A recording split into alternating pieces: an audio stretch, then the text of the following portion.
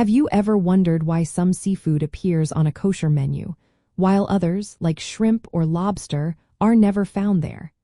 It is a question that often comes up when exploring kosher dietary laws. Shellfish, such as shrimp, crab, lobster, oysters, and mussels, are not considered kosher because they do not possess both fins and scales, which are the two fundamental requirements for fish to be deemed kosher according to Jewish law. The foundational principle for kosher fish comes directly from the Torah. Specifically, the book of Leviticus states that among all creatures that swarm in the waters, you may eat those that have fins and scales. Any creature in the seas or rivers that does not have both fins and scales is considered forbidden.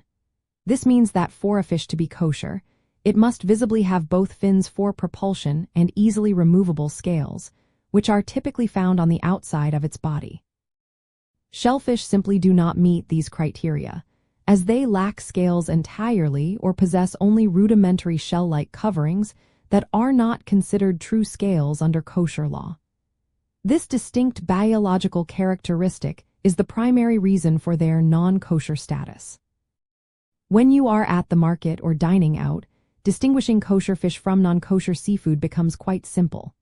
Look for fish that clearly display both fins and scales, such as salmon, tuna, or carp. If a fish has a smooth skin, like a catfish or an eel, or if it has a hard shell, like a shrimp or a clam, it is not kosher.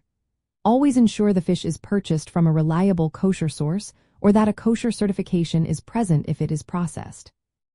A fascinating aspect of this law is that the scales must be easily removable without tearing the skin.